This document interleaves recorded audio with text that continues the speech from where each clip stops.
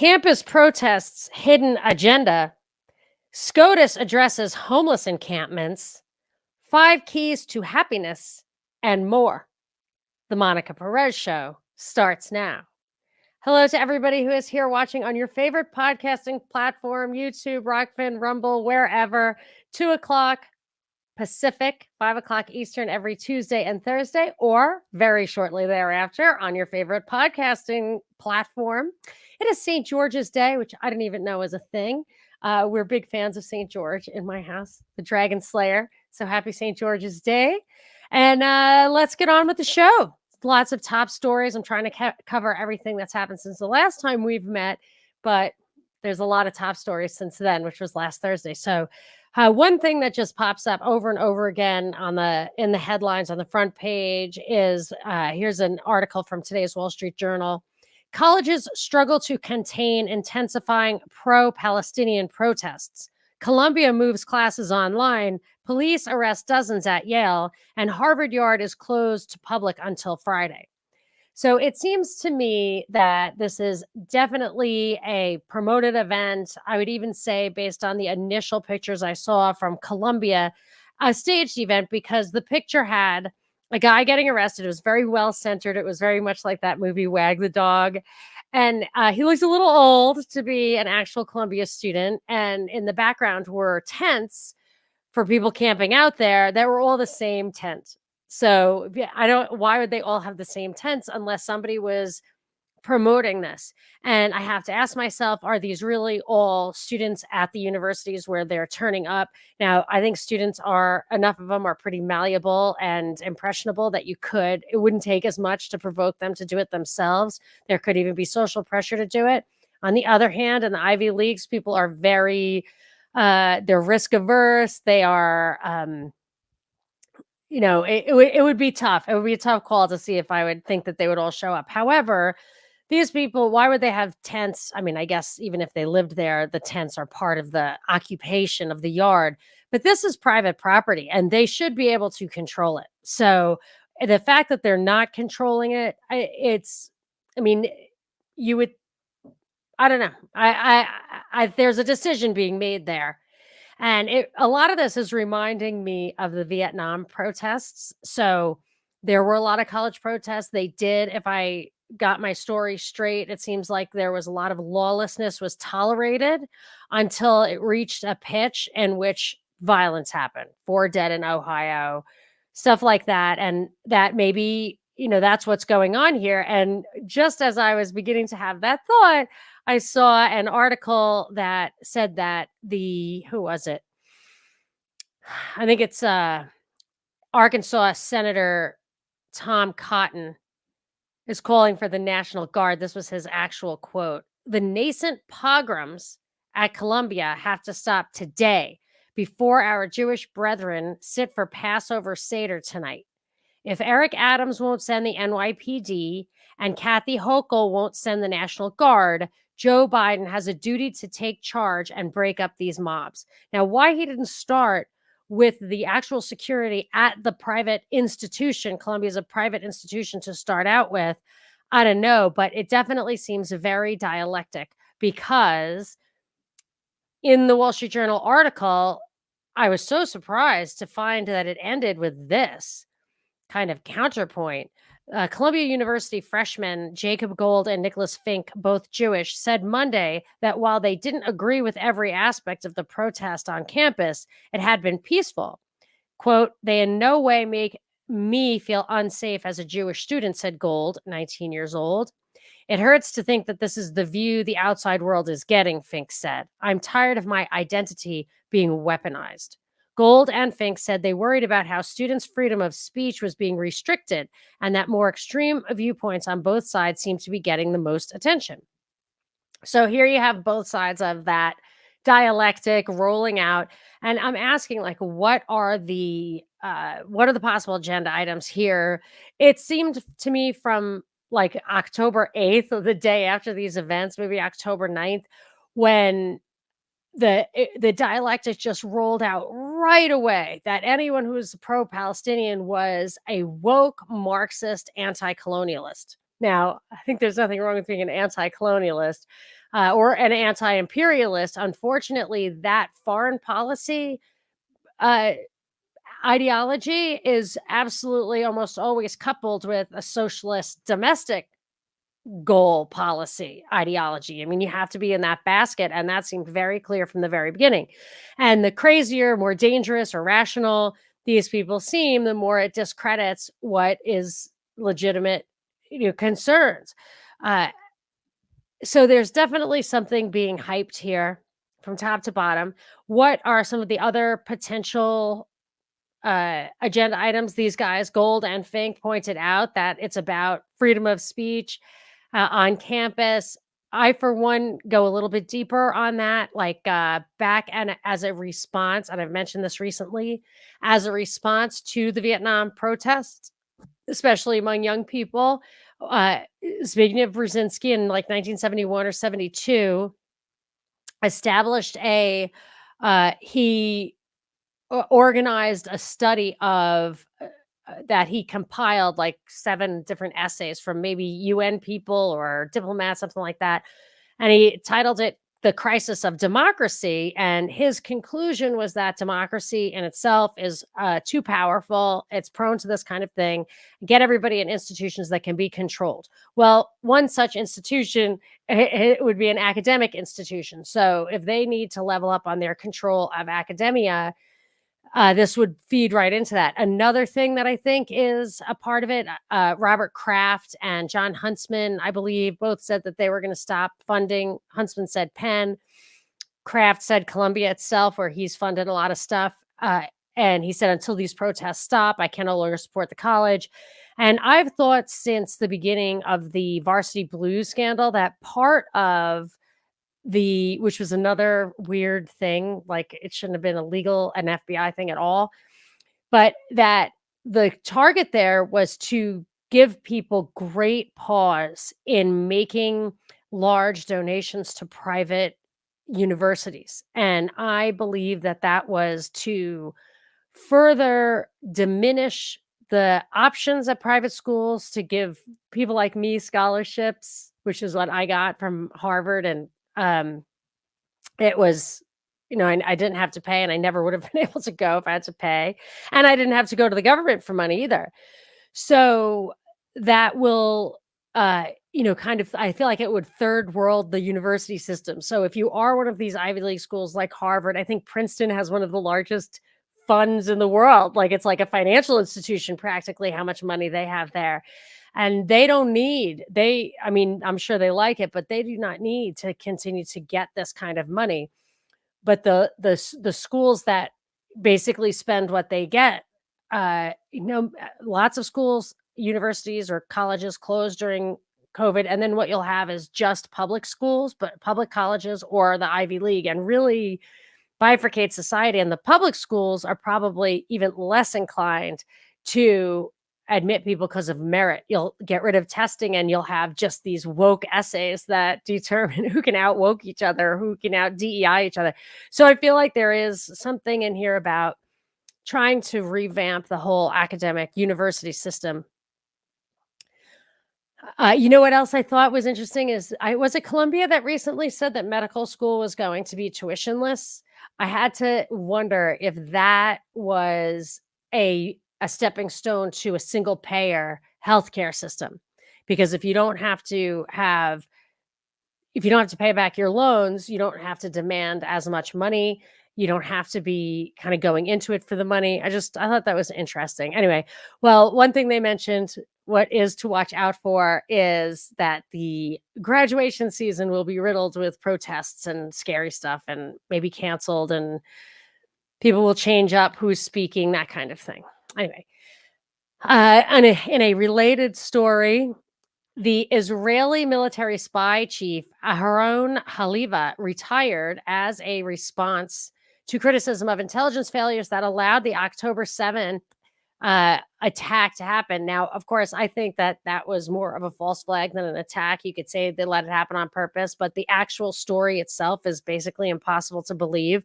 That 300 drones from Iran and not one person killed is much more believable to me, even though I think that was also a kind of orchestrated event.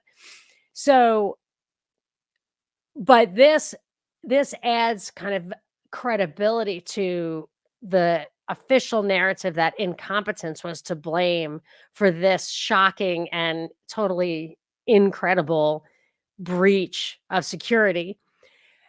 Other people are calling for Netanyahu's resignation, and I do think that there's a good chance that so this whole thing was not just orchestrated by Netanyahu, but why is he the one who's taking the heat for calling the shots in something that is riddled with atrocities?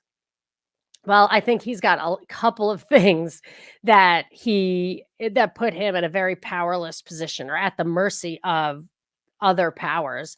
One is, or has been, that he kept losing the election. So the fact that he is in power right now is such funny business that something had to have gone into that. But also his corruption trial started back up again in December, and the accusations are serious. It's numerous charges. Here's the most serious one. He's charged with bribery, fraud, and breach of trust for allegedly advancing regulatory benefits worth of the equivalent of more than $250 million to his friend Shaul Elovich, who was the controlling shareholder for the telecommunications company Bezek. Telecom, man, it's usually public-private thing, and that is one way to make a lot of money, and it's a monopoly. So that I smell a rat. They lost me at telecom.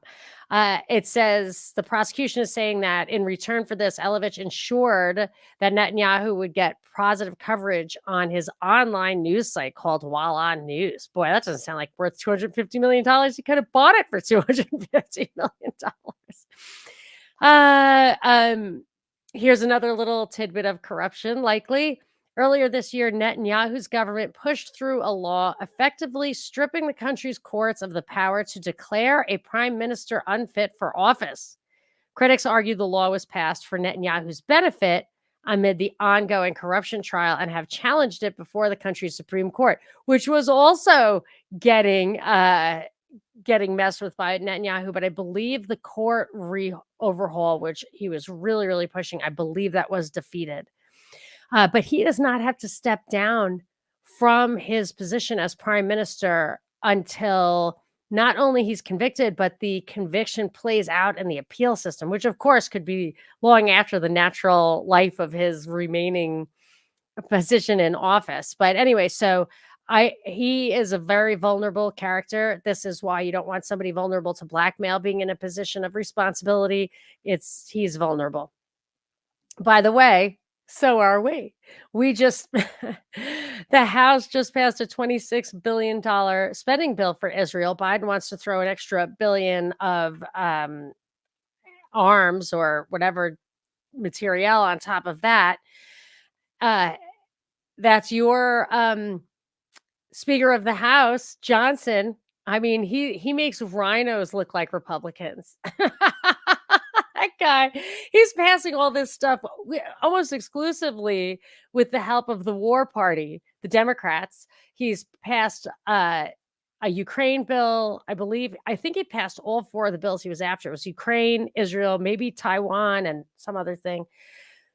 But this bill, this funding, probably violates our law against giving money to a human rights abuser. So Anthony Blinken, the Secretary of State, who has obvious deep state roots and mixed loyalties, is in charge of determining whether or not Israel gets the money. And I would like to make a prediction.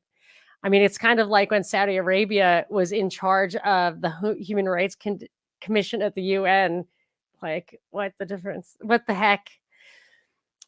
Oh, here was another hilarious article. And by hilarious, I mean ridiculous, but also horrible, tragic, like that it's this obvious, and that these people who spend our money in our name, we do support the UN, are organizing this, this war, which it literally says in these articles, like today, there's an article that the October 7th attack killed 1,200 people and took a couple of hundred hostages, and the retaliation killed 34,000, mostly women and children.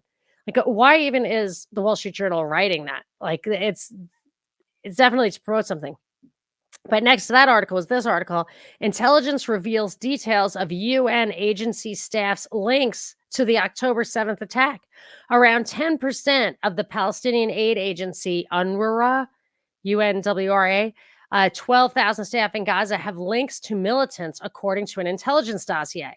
Now, what that says to me is that this organization, like Samaritan's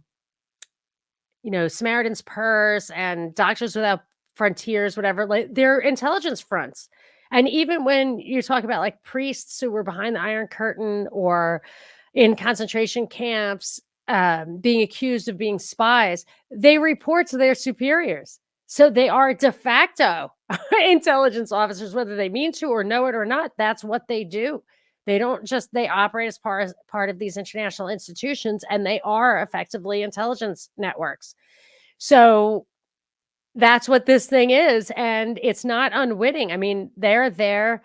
Probably that 10% with the links are probably all intelligence officers. And I've heard that before about our aid. Why would we go and give aid to a foreign country? Does 9 out of 10 times or something like that, their sentiment towards us change for the worse? Is it because they're embarrassed to be, on the receiving end? No, it's because it's not aid. It's graft. We put that money in there to control the country and the government and the ideology and the policies. So that is, to me, what this is also. What the article is suggesting is that they're just all pro-Palestinian. Like by some weird thing, the UN people we sent in there just decided to be terrorists. Don't ever tell me anyone's gone rogue. I'm never going to believe you there. Okay. Supreme Court is still hacking away. Supreme Court signals sympathy for cities plagued by homeless camps. Lower courts blocked anti-camping ordinances as unconstitutional. Now the Supreme Court is readdressing that. I think you might have heard of the story under the handle Grants Pass. I believe that is the town that is the subject of this. Here's the blurb. The Supreme Court seemed ready to let cities crack down on homeless encampments after Monday arguments in which conservative justices questioned lower court findings that ordinances restricted sleeping in public amounted to unconstitutionally cruel and unusual punishment. The Oregon city of Grants Pass outlaws sleeping in cars parked on the street or in public parks with a blanket, but has no shelter able to accommodate the hundreds of homeless people who live within its limits. The Ninth Circuit found such measures effectively criminalized homelessness, violating Eighth Amendment precedent that forbids punishing people for their status rather than their actions. This really bothered me because it's just logically incorrect. It is a false analogy, and a false analogy held by the Ninth Circuit Court of Appeals. Like, that's a pretty high level. So the argument is that you can be arrested. Like the precedent they're talking about is that you can be arrested for dealing drugs or even possessing drugs, but you cannot be arrested for being a drug addict, for the state of your person. And what they're saying is that these people are being arrested for being homeless. So let's see if you can do the math at home. I'll give you a little, like, to further irritate me, a Sonia Sotomayor quote, which always twists logic. And it's like, I feel quite often that the Wall Street Journal puts these quotes in there without any, nod to irony, just because they're ridiculous. Like, they'll take the quote that is most ridiculous. So police officers, this is out of the Journal, police officers had testified that, quote, if a stargazer wants to take a blanket or sleeping bag out at night to watch the stars and falls asleep, you don't arrest them, said Justice Sonia Sotomayor. You don't arrest babies who have blankets over their heads. You don't arrest people who are sleeping on the beach, as I tend to do if I've been there a while, she said. You only arrest people who don't have a home, she told the lawyer for Grants Pass. How about arresting people for trespassing? So The tragedy of the commons is nobody owns that, right? It's public. Okay, then we all own it. And we have, unlike a public place that has no actual ownership, we have agents who are charged with maintaining that our property. So if it were private property, you wouldn't actually let them pull onto your as a matter of fact, if someone's stargazing outside, I was a kid. I used to sit in a car in the street and whatever kids do in cars on the side of the road. Um, Hence, it was not fooling around. Um, and cops would come quickly. People would call the cops and they would absolutely, it was panic time. Like it was not cool. You don't want to roll down the windows and the cops are coming. So I remember very distinctly, you did not have long. You had to move. And similarly, if you go into a park that's closed, no matter how long you stay, they're going to get rid of you. They're going to roust you. Now, this cop is saying that you don't, but he didn't say you can't, that it's the way the law is written. It is not punishing you for, quote, being homeless. It is punishing you. It is stopping you from trespassing. And there were, and nothing can be on, I shouldn't say it, but it's really a stretch to call something unconstitutional that was common practice when the Constitution was written and employed originally, which is vagrancy was a crime. I think the Constitution mentioned some kind of vagrancy, some exclusion for vagrancies having vagrants not having rights. I'd have to look that up. I bet somebody can put that in the chat real quick. But yes, so there are the vagrancy was a crime commonly. And what do you do with them? You put them in jail, which, by the way, will give you 3 squares and a cot, just so you know. So there is an answer to this question. And this idea that there's a responsibility to house the homeless is also a little squirrely, because why should you? Why should you? If you do, does it not attract them? Is it not a moral hazard? And not to mention, a lot of times the only reason people are on the streets is not because there aren't homeless accommodations. I'd have to, this may be why this particular case is the one that floated up, because maybe it doesn't have them. But a lot of times the reason they're homeless is those accommodations cannot allow druggies in there because they're dangerous. So you have the more dangerous people on the street, but they're on the street for that reason. And I just, the problem what complicates it here, though, is that our government policies foster drug abuse. And the other thing is mental illness, foster both of those things. I'll talk a little bit later. I have a fun little section on happiness that I will talk about how the government fosters mental illness. And the thing about the drugs, there's a couple of angles working here. To me, it's almost like a black ops money laundering scheme. So I have 2 siblings who died because they were drug abusers. My brother died supposedly of AIDS, but really it was AZT poisoning. He was an IV heroin user who got a false positive for AIDS because he had hepatitis, I'm pretty sure. And my sister died with a needle in her arm from drugs that the government bought her. She used to get money. She was a registered drug addict, so she would go to the methadone clinic. They would give her cab fare to get to the methadone clinic, and she used to go to the Yonkers for it. And I believe so they arrested. She was in the hospital for 60 days, involuntary lockup, where they cleaned her up and then let her out. We were trying to get her into like a mental facility because you can't just she was a junkie for decades. You can't just let them out after they've been clean, because they don't understand. And we were pretty sure, one of my sisters and I, that she was not going to make it 24 hours, and she did not.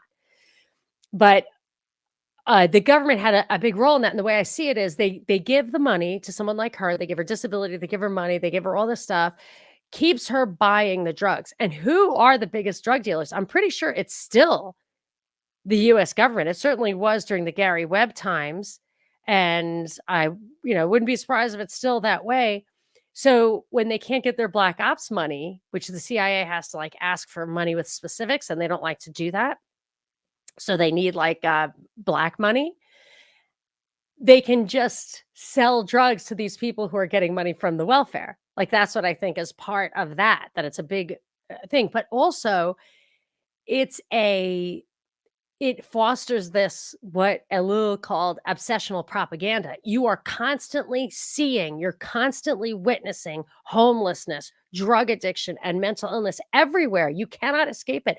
They're trying to make it so a city cannot solve the problem, so that you are forced to see it. And you are forced to see it because that is the excuse they use to take half of your money and give it to them. And they give it to them so that they can consume with it, because no middle class person can consume everything that in this day and age we produce. So you could put it in the bank.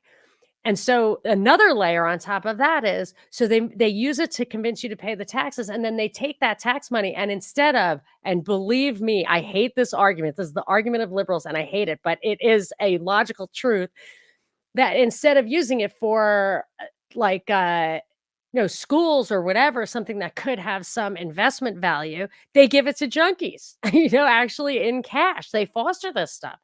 And if you thought that this isn't this isn't intentional, it's certainly not their intention to use the competence that we know government is capable of, as we have seen for the FAA for the past 15 years. There was an article in the Journal a couple of weeks ago, or last week, California's homeless folly. An auditor finds the state's 30 programs spent $24 billion, but failed to reduce homelessness. So the homelessness here went from like 118,000 people to 180,000 people. During that time, this was like maybe in 10 years, they spent $24 billion. And when they went back to see how the money was spent and what an impact it had, they had no data, because they don't want it to improve the situation, in my opinion. And in any case, they certainly don't care if it does or it doesn't. And it did not. The situation is much worse than it was before. And I wouldn't be surprised if it's because of their policies. Because if their policies are to give them money to restrict the ability to clear them out, you're going to encourage them. And it's like Needle Park in Switzerland. If California is the one place with the beautiful weather where people can actually live outdoors, and they make it known to the world, to the whole country, that they are not going to allow people to be rousted out of the parks, it attracts the homeless. They exported their policies to Austin, Texas, and the homeless in Austin, Texas were saying, we came here for this reason. They don't care about those laws in like Michigan where it's freezing, because they clear out anyway. But in these places, the only program that seemed to be cost effective, they said, was one where they converted existing buildings into homeless housing for $144,000 a unit. But it still didn't keep people off the street. So that's another part of this, is money. I think developers have, and it's going to control zoning. We've been covering this for a while, but developers have a disproportionate amount of political power. And if they want to build this stuff, that, I always thought some of Trump's policies were, some of the immigration policies, building camps in other countries, definitely seems to be about money. And I remember speaking to Allison McDowell about the tiny home. She gave us so many heads up of what were coming down the pass, that she was really on it. And she was talking about how the tiny homes, which are popping up here, have like measure your poop and pee and other things. Like, it's highly surveillance oriented. And again, article in the Journal, the med spa bathroom fixtures that monitor your health, mirrors and toilets that check for disease, floors that measure fall risk. Here's what your future routine might look like. I'm going to tell you about what how much information your toilet is going to tell about you. After I just checked to see if we have some comments. Let us say hello to some folks. Hey, everybody. Maverick says the agenda is showing more so with what is allowed than what is done. The Palestine versus Israel protests, climate protests in museums. The Substack from the man who committed self-immolation is still up. Yes, I agree. Greetings, groovy humans, Cindy Burton. The Wild Urban Gardener. Oh, Joe says, yeah, they also passed the new and improved FISA court thingy, which is even more protecting than the last one, for your safety. That is on my agenda for Thursday, Joe. It makes me think I have to do more than 2 shows a week. I was trying to get to every headline, and that was definitely one of the headlines. Maverick says, weren't Doctors Without Borders connected to the white helmets, or am I mistaken about that? They might have been. They probably were. Sounds familiar. You know what? How I discovered the other one, Samaritan's Purse, which is like not Jimmy Falwell, one of the other guys, evangelical superstars. That was connected closely with the Ebola. I'm going to call it a prank when they had like Ebola people come to Atlanta. That was nuts. And like the nurse who got it from one of those people, supposedly, she was in a picture a few weeks later, or like a week later, hugging Obama. And I'm like, you can't believe that chick had Ebola a week ago. Okay. But that was Samaritan's Purse playing along. And that's when I discovered the true nature of international medical organizations. Oh, yes. I have Joe says most of the Ukraine aid is going straight into the military industrial complex pockets. That is absolutely true. Talk about corruption. Morbidly Obese, greetings from Chocolatetown, USA. Joe was mocked and ridiculed for going rogue using ketchup on a steak. He never did it again. Yeah, going rogue will get you mock and ridicule.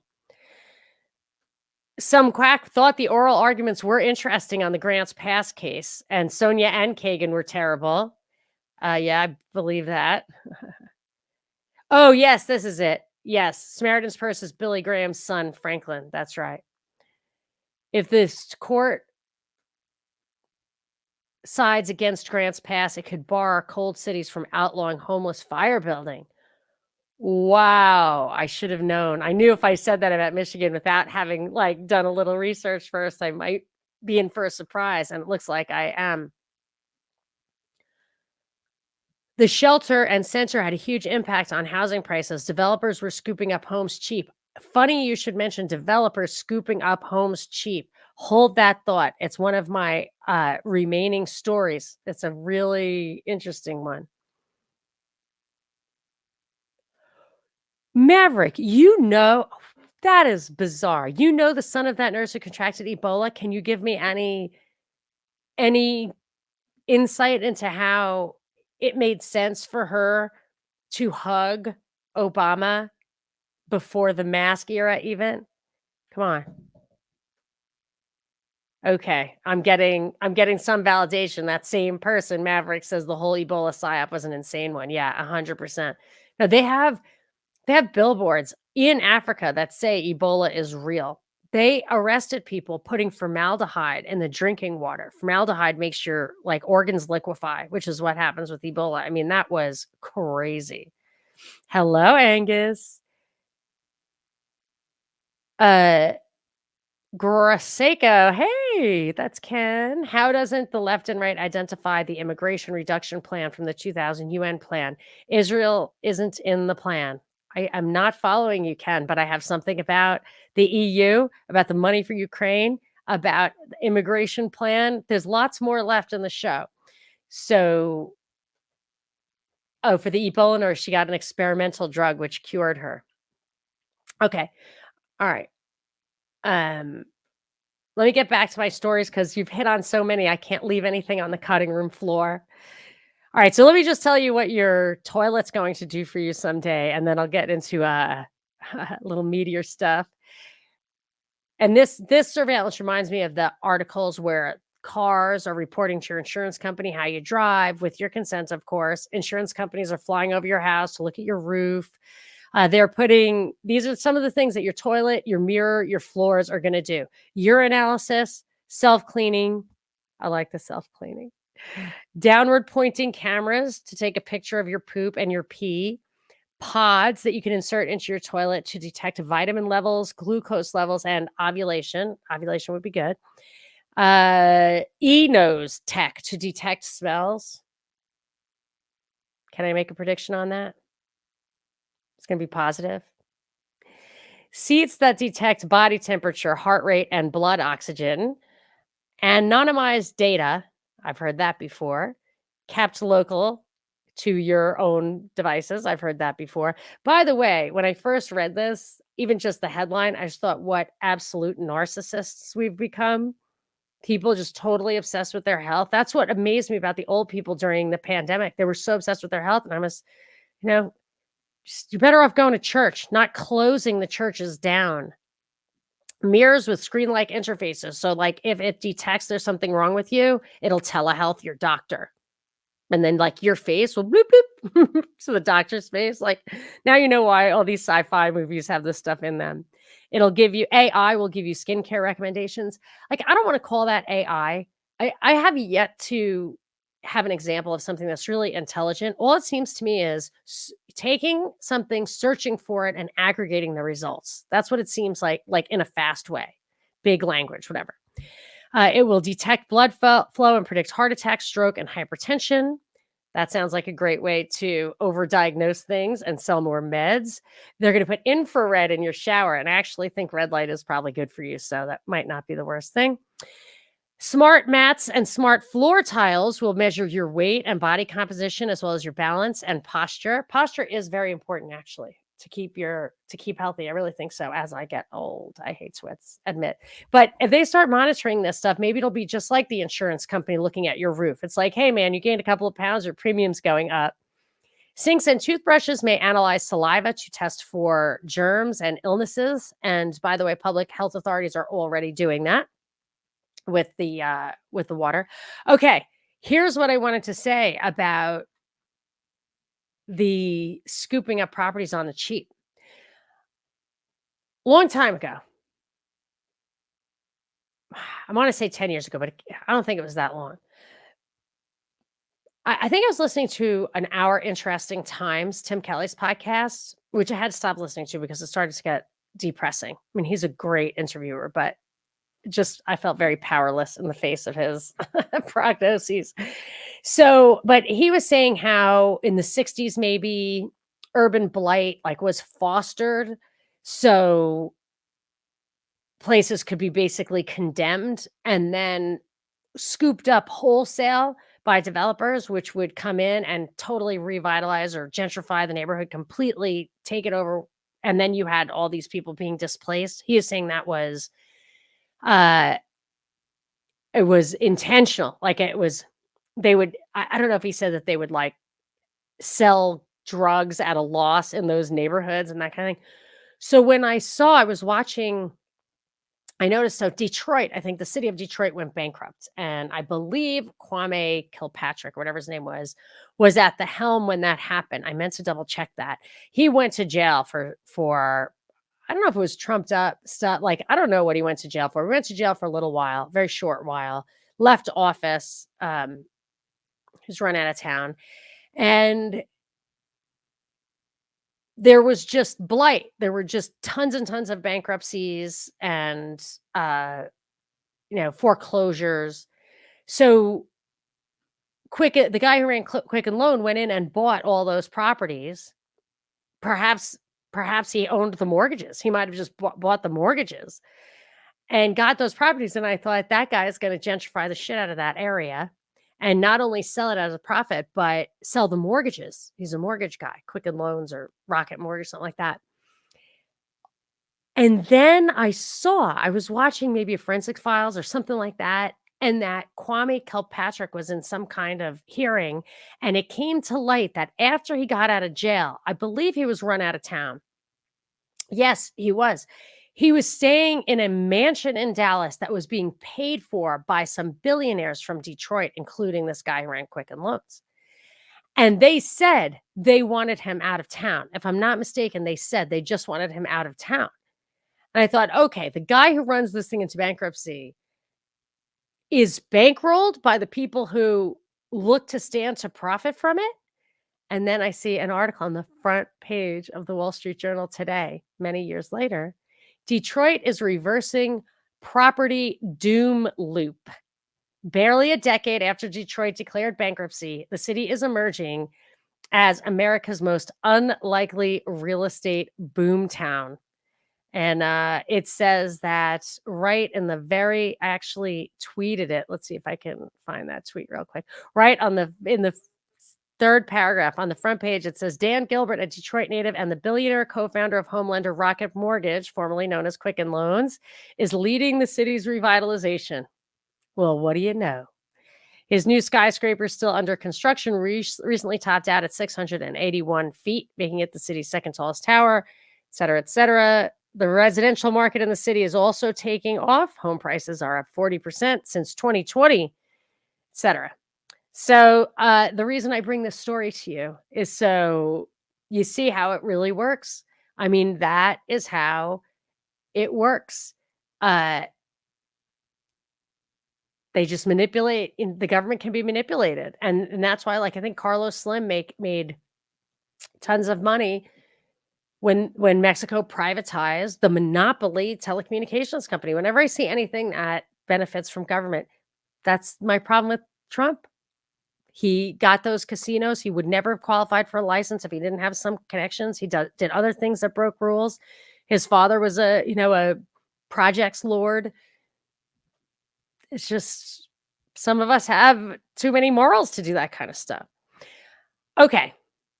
Before I get to the clip, I'm going to tell you the 5 things. I don't know why I felt like something uplifting. Robert Waldinger. He's a Harvard psychologist and a Zen priest.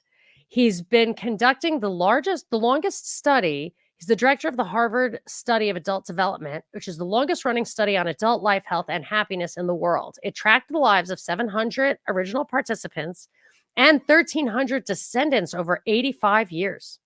His TED Talk was viewed nearly 50 million times. Wow.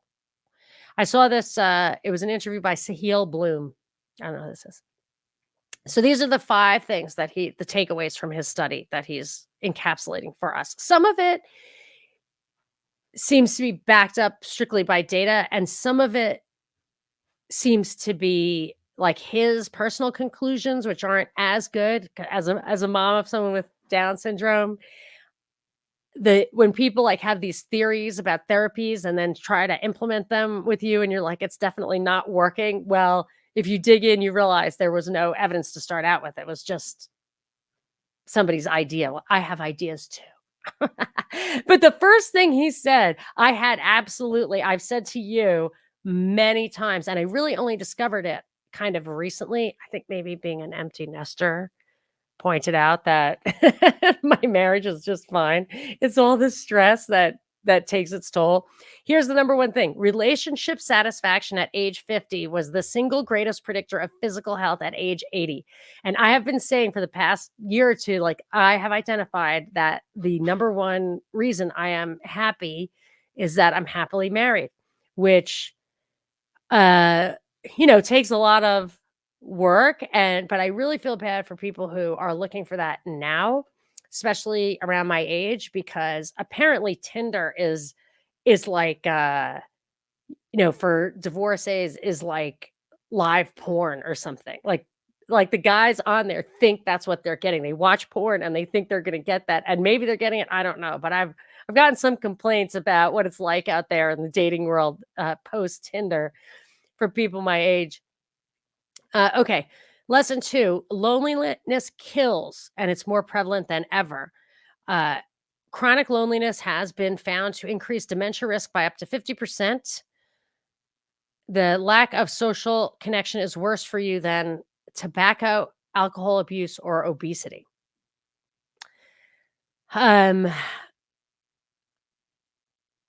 Lesson 3, make social fitness a priority. It says, to fight back against loneliness, the doctor suggests that we all need to make social fitness a priority. His idea is that our social health should be thought of in the same manner as our physical health, that it's the result of tiny daily actions that compound over long periods of time. And this is one of those things that seems like an educated guess to me, but Uh, I think it has some merit, and I'll tell you why. So during lockdown, it was super isolating, and it was hard on families here. It was terrible. So we all did like Zoom therapy. We did it together. We had to do it individually. Blah blah. And one of the things, because social isolation was a problem, and I'm like extremely not social. I only like people I met through the show.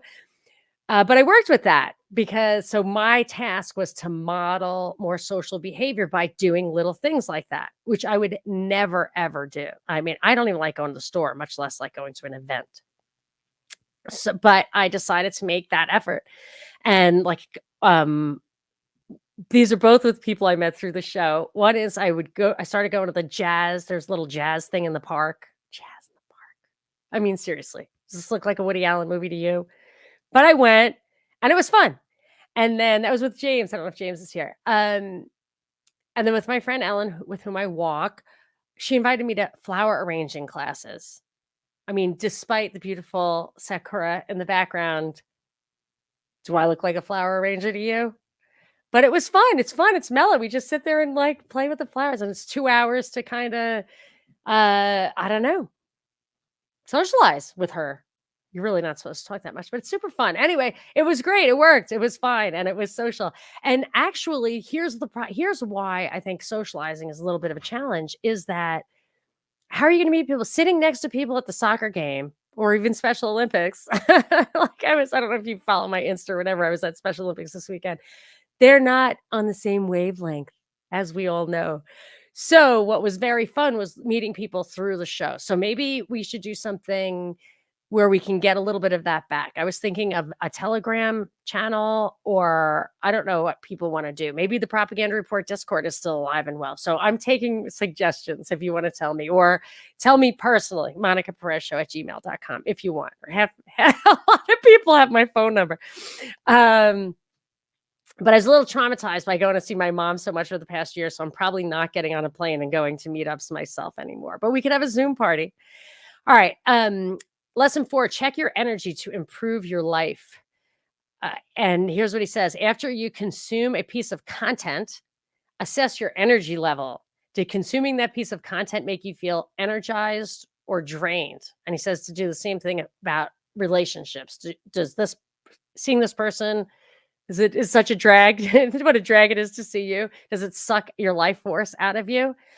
So I would ask you, after this show, ask yourself, does this make me feel energized or drained? Do you feel more connected, more validated? Maybe not empowered, but at least less victimized. Maybe laughing in the face of the powers that be can help cope with it. I don't know. Again, you can tell me. I'm interested in knowing. The best way is probably Twitter still, @Monica Perez Show. But if you guys want something better, tweet at me there, but we can figure something else out. The fifth one, and I thought this actually was a surprising but good insight. Ambivalent relationships are the most toxic. So it's those that sometimes are supportive and sometimes demeaning, are actually worse than purely demeaning relationships because they leave you vulnerable. You don't know what you're going to get. So and I think those people, it's harder to kind of like break up with them or ghost them because what? I'm so nice to you. Me. But yeah, I definitely like to distance to people who are hurtful. And I feel conflicted because you want to be nice to people, but some people are like ciphers, and they act really, really nice. Like passive aggression is a part of that, I think. He says, you're open to it and it allows demeaning behavior to cut deeper. Okay. All of this reminds me of Uncle Ted, who had a couple of points. One is that we're over socialized. So I think I put in the show notes a couple little links about this by a blogger. Over socialization, the hidden crime, that you're so concerned about socializing that you can't even be authentic to yourself, your own morals, and it's actually regression to key off of society rather than your own inner compass, if I'm not mistaken. But the power process to me is is a basic key to happiness. And I don't know where, if he didn't invent everything that he talks about, but he elucidated it. He said human beings have a need, probably based in biology, for something we will call the power process. This is closely related to the need for power, which is widely recognized, but is not quite the same thing. The power process has 4 elements. The 3 most clear-cut of these we call goal, effort, and attainment of goal. Everyone needs to have goals whose attainment requires effort and needs to succeed in attaining at least some of his goals. The 4th element, autonomy, is more difficult to define and may not be necessary for everyone. I personally think that is the hidden gem. The autonomy is so important for a sense of well-being and power. All right. Before I get to the clip, let me tell you, let's see. How can you support me? I really just want reach. I just want, or even community. Like maybe not even reach, maybe just invite people to this little gathering here at 2:00 on Pacific on Tuesdays and Thursdays on YouTube or your favorite video platform, to whom you think would contribute to the chat, to the comments, or turn them on to the podcast. If they listen to the news, it might be a little better for their health if they listen to this instead. And but it would be super fun for me to get some, 5 stars on iTunes or wherever you listen. That's like basically my greatest compensation, is to be encouraged like that. So thank you. And I always love to support True Hemp Science, whose products are really amazing. They're amazing. I cannot even imagine there being a higher quality CBD product. And if you don't think CBD is for real, call them. Pick your product, check it out, use it exactly as they say, because it's powerful. And if you use the promo code Monica, you'll get a little free something, which you can be specific about in the note if you want. That's great. That's truehempscience.com. All right. So here is the clip I want to play for you. Hat tip to John Jasper, who forwarded this to me on Twitter. It's Orban, the Hungarian guy, the president, who's been president or leading Hungary for 17 out of the last 25 years. He gets a terrible rap. People want to act like he's a Nazi or whatever. He likes to close the borders. He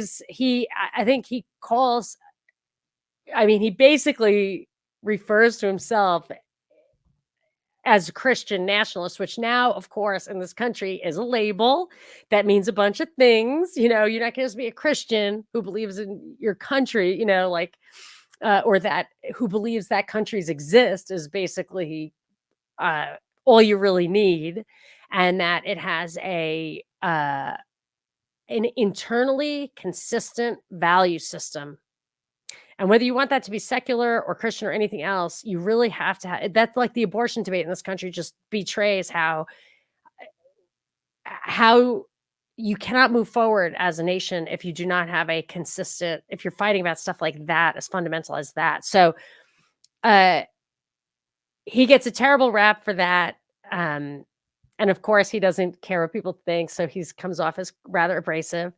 Right now, he's really messing with the EU.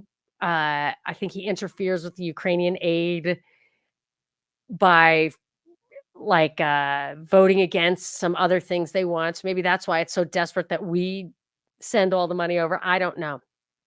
But this clip, I think this was recent, and it's him. Well, hopefully you can understand what he is saying. It is actually subtitled in the video. So if you're listening and it's not crystal clear what he's saying, come watch it on one of these platforms. But I think it should be crystal clear what he's saying and what he means by it. And I will leave you with this. I do remember how Mr. George Soros published his plan in English in a Project Syndicate publication. It was done 2015, September 26th. And he published a plan. He said that I'm quoting, here are the 6 components of my comprehensive plan. I just quote 2 or 3 points of that. First is, he said very clearly, 2015, that, quoting again, EU has to accept at least 1 million asylum seekers annually. That was the first point. Second, he said, adequate financing is critical. And he proposed to issue long-term euro bonds for financing the migration crisis and the migrants' social and welfare taking care when they arrive to the European Union. And another point which is very important for Hungary, which is involving the territory of Hungary directly into this program, he said that, quoting them, safe channels must be established for asylum seekers, starting with getting them from Greece and Italy to their destination countries, which means to bring them to Greece, to Hungary, and then have them to go to Austria. So don't forget that what we are speaking about is not an accidental stories, not a bulk of 10 years of accidental stories. It's a plan which is going on. It was written, it was published, it's known. So we are fighting again an organized gang called Empire of George Soros, and NGOs, who are just supporting everybody who is transgressing our legal system and our regulation, and financing illegal activity against our nation. So this is why the story is not just about migration, but it's about how this European Union is working and how George Soros was able to captive the main positions inside many institutions of European Union, buying out MPs and other leaders, and in order to execute the plan which is written, and it's against all the Christian and nation-based political forces. It's against us. It's about how to change Europe and how to eliminate and push aside all the Christian, conservative, national-based political leaders and voters from the European Union decision-making bodies. So this is the migration about, not just about migration. Sorry for